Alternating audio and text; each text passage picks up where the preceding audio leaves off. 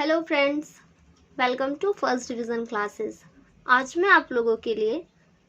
मैं पुस्तक क्षितिज के अंतिम पाठ के महत्वपूर्ण प्रश्नों को लेकर आई हूँ।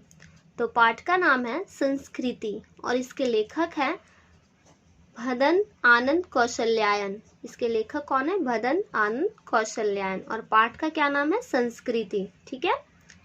तो पहला महत्वपूर्ण प्रश्न यह है, आग की खोज एक बहुत बड़ी खोज क्यों मानी जाती है? अक्सर आग तो पहले नहीं जानते थे हम लोग भी आग क्या होता है। तो इस पाठ में बताया गया संस्कृति नाम से ही आप लोग को पता चल रहा होगा कि पुराने समय की बात की जा रही है। तो इस पाठ में भी बताया गया है कि आग की खोज कैसे हुई थी, क्या क्या जरूरत है, ये सब के बारे में। ठीक है। तो पहला महत्वपूर्ण प्रश्न यही पूछा जा रहा है कि आग की खोज को बहुत बड़ी खोज क्यों माना जाता है? इस खोज के पीछे रही प्रेरणा के मुख्य स्रोत क्या रहे होंगे? जब ये खोज किया गया होगा तो इसके पीछे की जो प्रेरणा मिलती है, इसके मुख्य स्रोत क्या क्या होंगे? ठीक है। चलिए आइए इसके उत्तर को देखते हैं हम लोग। उत्तर है, आग की खोज एक बहुत बड़ी खोज इसलिए मानी जाती है क्योंकि इसे मनुष्य के पेट की ज्वाला शांत होती है।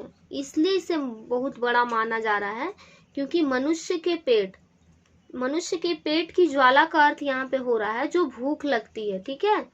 क्या लगती है? भूख। जब हमें भूख लगती है तो हम लोग आग जलाते हैं, खाना पकाते हैं ना, उसी को बोला जा रहा है। पेट की ज्वाला को शांत होती है। आग की खोज से पहले मानव समाज का अग्नि देवता से साक्षात नहीं हुआ था। आग की जब खोज नहीं हुई थी तो जो मानव है वो अग्नि देवता से साक्षात मतलब उनसे मिले नहीं थे। साक्षात मतलब रूबरू होना, उसका ज्ञान होना बोल सकते हैं। ठीक है। या रूबरू होना। ठीक है। जानना भी आप बोल सकते हैं इसको। ठीक। जब आग की खोज नहीं हुई थी तो उस समय मानव समाज जो है हमारा, हम लोग यानी कि अग्नि देवता की पूजा अभी भी किया जाता है। हर पूजा पाठ में अग्नि देवता को माना जाता है। तो जब आग की खोज नहीं हुई थी तो उस समय लोग अग्नि देवता से भी साक्षात नहीं हुए थे, मतलब उनके बारे में नहीं जानते थे, उनसे रूबरू नहीं हुए थे। ठीक है। आग की खोज के पीछे प्रेरणा का मुख्य स्रोत मनुष्य की भूख रही होगी। इस पाठ को पढ़ने के बाद हमें भी ऐसा लगता है कि आग की खोज के पीछे की जो प्रेरणा है उसका मुख्य स्रोत क्या हुआ होगा? मनुष्य की भूख। जब मनुष्य को भूख लगती थी तो वो पहले क्या करते थे? कच्चे मांस को खाया करते थे। बट जब से पका हुआ भोजन जब खाने लगे तो उनकी भूख जो थी, वो भी भूख लगती थी तो भोजन को पका कर खाने लगे। ठीक है। तो इसकी प्रेरणा यही होगी कि जब भूख, मनुष्य की जो भूख है, आग की खोज के जो पीछे की प्रेरणा है उसका मुख्य स्रोत मनुष्य की भूख को ही माना जा रहा है। ठीक। आग के द्वारा उसने भोजन को पकाना सीखा। आग जब मिली तो उन लोगों ने क्या किया? भोजन को पकाने का तरीका सीखा कि इसे कैसे पकाएं। इस खोज के पीछे भौतिक कारणों का प्रभाव तो रहा ही है, पर इसका कुछ हिस्सा हमें मनुष्यों से भी मिला है। मनुष्यों होगा, यहाँ पर थोड़ा सा मिस्टेक है।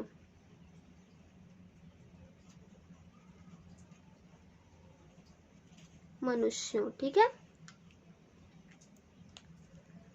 इसका बोला जा रहा है कि इस खोज के पीछे भौतिक कारण तो है ही। क्यों ऐसा भौतिक कारण क्यों बोला जा रहा है? कि क्योंकि पत्थर जब टकराए तो चिंगारी निकली तो आग का खोज हुआ था ना, इसीलिए बोला जा रहा है कि भौतिक कारण तो है ही, पर इसका कुछ हिस्सा हमें मनुष्यों से भी मिला है। क्योंकि मनुष्य ही जब पत्थर को रगड़े तो चिंगारी निकली। ठीक है। तो इसी से आग की खोज हुई थी, इसलिए बोला जा रहा है कि मनुष्य भी हैं। दूसरा महत्वपूर्ण प्रश्न यह है हमारा, किन महत्वपूर्ण आवश्यकताओं की पूर्ति के लिए सुई धागे का आविष्कार किया गया होगा? अब बताइए, सुई धागा का भी जो आविष्कार हुआ है वो क्यों किया गया होगा? कैसे हुआ? और क्या उनकी आवश्यकता थी कि सुई धागा खोजा गया, सुई धागे का आविष्कार हुआ? तो आइए उत्तर हम लोग देखते हैं।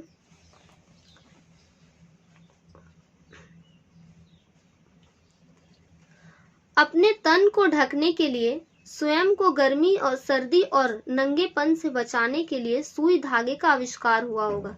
इस पूरे पाठ को पढ़ने के बाद यह एनालिसिस या फिर यह निष्कर्ष निकाला गया है कि अपने तन को ढकने, इस जो शरीर है इसको ढकने के लिए स्वयं को गर्मी, सर्दी और नंगेपन से बचाने के लिए सुई धागे का आविष्कार किया हुआ। जब हमें सर्दी लगती है तो बहुत ठंडी मतलब बहुत ज्यादा कपड़े की आवश्यकता होती है, जब गर्मी लगती है तो बहुत कम कपड़ों की आवश्यकता होती है, और नंगेपन से भी बचाने के लिए सुई धागे का आविष्कार किया गया हुआ होगा। सुई धागे की खोज से पहले मनुष्य नंगा रहता था। सही बात है, जो पहले के जो मनुष्य है, मनुष्य ऐसे ही नंगा रहता था। सुई धागे का जब खोज नहीं हुआ था, या फिर पहले के बहुत पहले लोग जो है कपड़े नहीं पहनते थे, सब नंगे ही घूमते थे।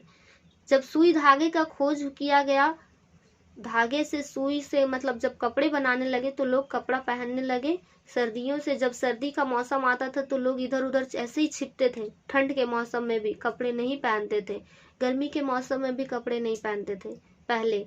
बट जब आविष्कार हो गया तो अब लोग उससे तरह तरह की चीजों को बनाने लगे, सर्दी के कपड़े अलग, गर्मी के कपड़े अलग, सब बनाकर पहनने लगे। वह जैसे तैसे वृक्ष की खाल या पत्तों से तन को ढकते थे। अब जब बारिश हो रहा है या फिर बारिश होता है या फिर ठंड के मौसम को लोग क्या करते थे, या तो कपड़ों की जो वृक्ष की जो खाल है उसको पहन लेते थे, या पत्तों से अपने तन को ढक लेते थे, या फिर जो जिस जीव जंतु को वो मारते थे उन्हीं की खाल को ओढ़ा करते थे वे। ठीक है, इस तरह से वे अपने शरीर को बचाते थे, किंतु उससे शरीर की ठीक से रक्षा नहीं हो पाती थी। अब पेड़ पत्तों या फिर उस सब से भी शरीर का ठीक से रक्षा मतलब रक्षा नहीं हो पाती थी। ठीक, जो पहले ऐसा होता था। अतः जब उसने सुई धागे की खोज कर ली तो उनके हाथ बहुत बड़ी तकनीक लग गई होगी यहाँ पे। ठीक है, तो जब सुई धागे का खोज हुआ तो उनके हाथ में बहुत बड़ी तकनीक लग गई। अब सुई धागे से लोग कपड़े बनाने लग गए, कपड़े बनाने लगे तो अब सर्दी के कपड़े कैसे होंगे वो बनाने लग गए, गर्मी के कपड़े कैसे होंगे ये बनाने लग गए। जब सुई धागे की खोज हुई तब यह तकनीक इतनी कारगर थी कि आज भी हम लोग इसका भरपूर उपयोग करते हैं। सही बात है, तकनीक जो है सुई धागे आज भी उपयोग किया जा रहा है। अगर ये नहीं रहेगा तो कपड़े की बुनाई नहीं होगी, कपड़े की डिजाइन नहीं होगी, कपड़े की सिलाई नहीं होगी। ठीक है, आज हम तरह तरह के कपड़े नहीं पहन सकते अगर सुई धागा नहीं होता तो।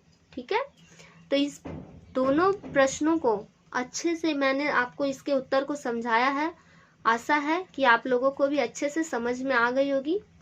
अब मैं पूरक पाठ के पुस्तक जो पूरक है उसके पाठ के महत्वपूर्ण प्रश्नों को अपने नेक्स्ट वीडियो में दूंगी। ठीक है, धन्यवाद।